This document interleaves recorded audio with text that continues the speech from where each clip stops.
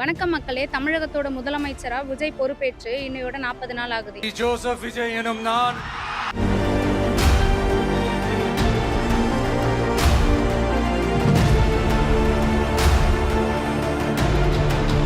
இந்த 40 நாள் ஆட்சியை நீங்க எப்படி பாக்குறீங்க? அரசுடைய செயல்பாடுகள் உங்களுக்கு திருப்தியா இருக்கா? இன்னும் எந்தெந்த துறைகள்ல அரசு கூடுதலா கவனம் செலுத்தணும்னு நீங்க நினைக்கிறீங்க? இதை பத்தி தான் இன்னைக்கு நம்ம பொதுமக்கள் கிட்ட நேரடியா சில கேள்விகளை கேட்க போறோம். வாங்க அவங்க என்ன சொல்றாங்கன்னு கேட்டு தெரிஞ்சுட்டு.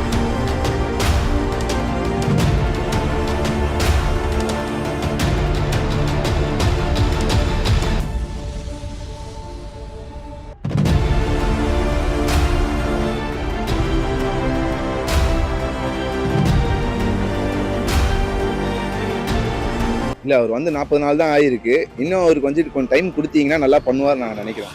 அது குழந்தைங்களுக்கு பெண்களுக்கு பாதுகாப்பு நிறைய கொடுக்கறதுனால எங்களுக்கு அது ஓகேவா தான் இருக்கு.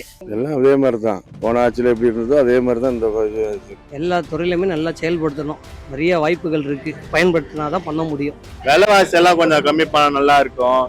அது டோட்டலாக வந்து எல்லாத்துலையும் கவனம் செலுத்தணும் முக்கியம்.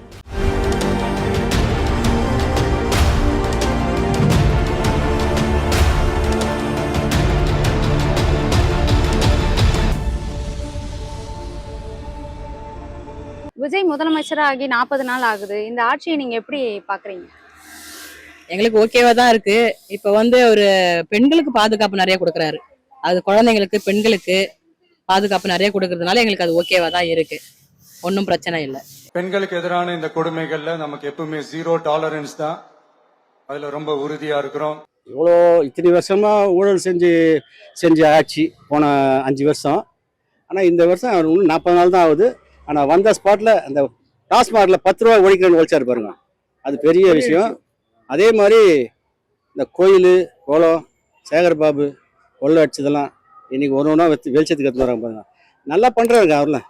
இனிமேல் அவர் தாங்க வருவார். நான்லாம் நிஜமாக சொல்கிறேன், வந்துட்டு ஓட்டு போடல, இனிமேல் அவர் தான் ஓட்டு போடுவோம். அதே சட்டசபையில் ஒரு நிகழ்ச்சி சொன்னார், ஒரு குட்டி கதை ஒன்று சொன்னார், செம்ம கதை. ஒரு பெரியவர் அப்படியே தேட்டின்னு வராராம். அப்போ ஒரு பையன் என்ன பெரியவர் என்ன தேடுறீங்கன்னு கேட்டாராம். இல்லப்பா, உங்க அப்பா இங்கதான் இருந்தாருன்னு சொன்னாரு, ஆனா தேடி போகிற காணமே இல்லையே அப்படின்னு சொன்னாரு. கூட இருந்த ஒரு சின்ன பையன் என்ன தேடுறீங்க அப்படின்னு கேட்டானா. அதுக்கு அந்த பெரியவர் சொன்னாரா, அது ஒண்ணு இல்ல தம்பி, உங்க அப்பா இங்கதான் இருப்பாருன்னு சொன்னாங்க, அதான் தேடிக்கிட்டு இருக்கேன், எங்க உங்க அப்பாவையா காணோம். அந்த அர்த்தம் என்னன்னு புரியுதுங்களா? அப்பாவை காணும், புள்ளதான் உட்காந்து பேசினுக்கிறாரு. அதுக்காக அந்த அர்த்தம் சொன்னார். ஒரு கதையும் பளிச்சுன்னு பேசுறா போல. ஆனா இவ்வளவு நாள் பேசலன்னு சொல்லியிருந்தாங்க. காவல்துறைக்கு பொறுப்பு வைக்கூடிய முதலமைச்சர் எதுவும் பேச மாட்டேங்கிறார். To remain silent. ஆனா பேச ஆரம்பிச்சவனும் 5 நிமிஷம் பேசினதுக்கே கொலத்தூரி இந்த ஆட்டம் ஆயிடுச்சு. ஊழல் டாஸ்மாக் ஊழலை எடுத்து விட்டவனும் இதுக்கு முன்னாடி வீட்டு கஜானாக்கு போச்சு, இப்போ கவர்மெண்ட் கஜானாக்கு போனவனும் பொறுக்க முடியல அவங்களால. அவ்வளவுதான், சட்டசபை போட்டு வெளியே போயிட்டாங்க. மதிப்பெண் 10க்கு 10. அதுக்கான காரணம் சிங்கப்பன் அதிரடிப்படை, அடுத்தது கொக்கைன்னு அந்த இது கஞ்சா எல்லாத்தையும் ஒழிச்சது. அதுக்கு அடுத்தது டாஸ்மார்க் கண்டுபிடிச்சி அதுல ஒன்றுத்துக்கும் இவ்வளவு காசுன்னு சொல்லிட்டு 90 ரூபாய் கவர்மெண்ட் கஜானாக்கு போகாம அதுக்கு எம்எல்ஏ கஜானாக்கு போறது, அதெல்லாம் கண்டுபிடிச்சதுல எனக்கு பெரிய விஷயம். அதை இன்னைக்கு சட்டசபையில சொல்லி எழுந்து போனது அதை விட பெரிய விஷயம். இப்பவும் சொல்றேன், மக்கள் பணத்துல இருந்து ஒரு பைசா கூட தொடமாட்டோம், தொடவும் விடமாட்டோம், தொட்டா விடமாட்டோம், இதுக்கு முன்னாடி தொட்டவங்களையும் விடமாட்டோம்.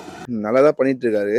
இன்னும் நிறைய பண்ணா நல்லா இருக்கும். இந்த பெண்களுக்கு பாலியல் இது அந்த மாதிரி தொல்லைங்க எதுவும் கொடுக்காம கொஞ்சம் நல்லா இருந்ததுன்னா பசங்க நல்ல ஒரு பெண்களுக்கு பாதுகாப்பா இருந்தா நல்லா இருக்கும் நினைக்கிறேன். ஒன்றும் இல்லை, நல்லா தான் போயிட்டு இருக்கு, சூப்பரா போயிட்டு இருக்கு. போக போக நன்மை செய்வார், நம்பிக்கை இருக்கு எங்களுக்கு.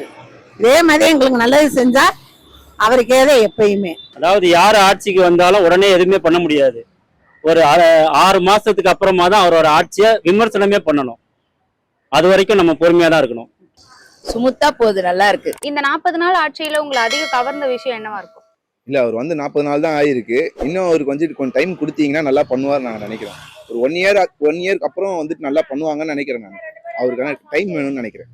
ஊழியர் செய்து அதிகாரி எடுத்து மந்திரிகிட்ட போயிட்டு அந்த பணத்தை அதை திருப்பி அரசோட கஜனாவுக்கு செய்தது ஒரு பெரிய வரவேற்கத்தக்கது.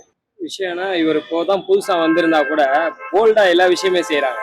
அறநிலையத்துறை கூட அவர் யாருன்னே தெரியாது, ஒரு சின்ன பையன், அந்த ஸ்ரீரங்கத்துல சின்ன பையன் எல்லாரையுமே போல்டா ஒரு டிசிஷன் எடுக்க வைக்கிறாங்க. இதுக்கு முன்னாடி இருந்த ஆட்சியில் அப்படி இல்லை. என்ன ரீசன்னா ஒருத்தரோட கண்காணிப்புலயே இருக்கும். பட் ஆனா இவர் அவங்கவுங்க இண்டிவிஜுவலா அவங்களோட பர்ஃபார்மன்ஸ் தனியா கொடுக்குறாங்க.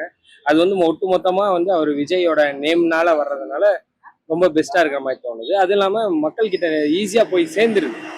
இப்போ ஒரு விஷயம் செய்யறாங்கன்னா அது எல்லார்கிட்டயுமே, இப்ப ஸ்ரீரங்கத்துல செய்யறாரு, அழகர் கோயில்ல செய்யறாரு, அது வந்து சடனா அன்னைக்கே வந்து எல்லா மக்களுக்கும் தெரிஞ்சிருக்கு. அந்த இதுல கொஞ்சம் பெஸ்டா இருக்கும்.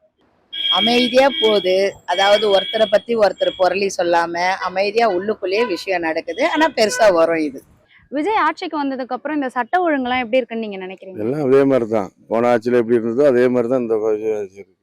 அதெல்லாம் ஒன்றும் பண்ண முடியாது. ஏன்னா ஒவ்வொரு ஆளுக்கும் ஒவ்வொரு போலீஸ் போட முடியாது. ஏன்னா அது இத்தனை ஒரு ஜனங்க இருக்கிறாங்க. நம்ம மனுஷனா அதான் திருடனா பார்த்து திருந்தாவிட்டால் திருத்த ஒழிக்க முடியாது. தலைவர் சொன்னது அதே தான் இதுவும். அவங்களா நம்மளா பார்த்து ஒழுக்கமா இருக்கணும்னு நினைச்சா மட்டும்தான் இது பண்ண முடியும்.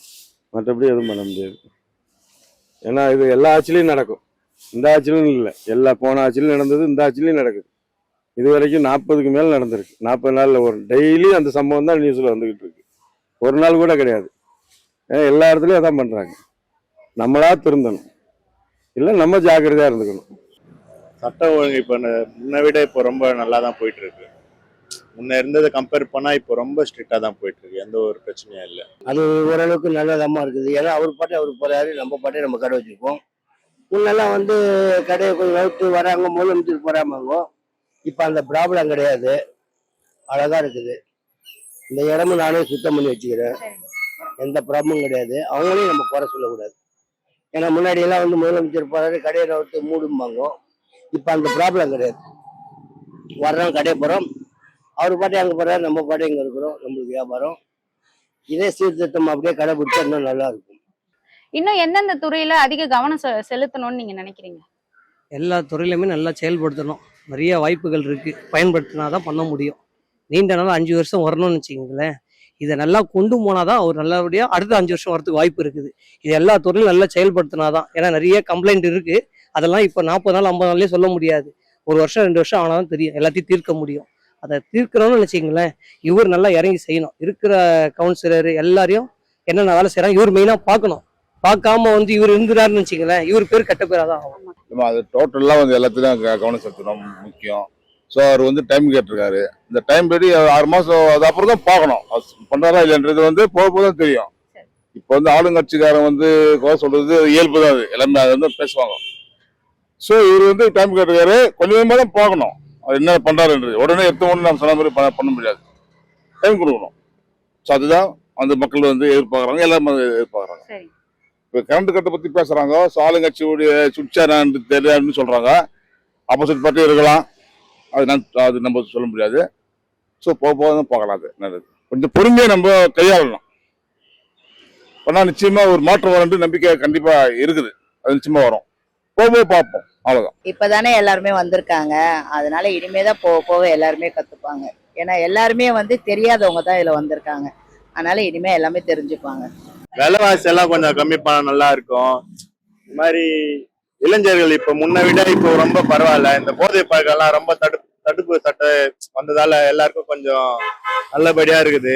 இது அப்படியே மேலும் மேலும் நடந்துட்டே போனோம். எந்த ஒரு அடிப்படை வசதி மக்களுக்கு இல்லாத எல்லாத்துலயும் வந்து அவங்களுக்கு அடிப்படை வசதியும் கிடைச்சி அவங்க ஒரு நல்ல இடத்துக்கு வர மாதிரி தளபதி பண்ணிட்டு இருக்காரு. அது மேல மேல உயரணும்.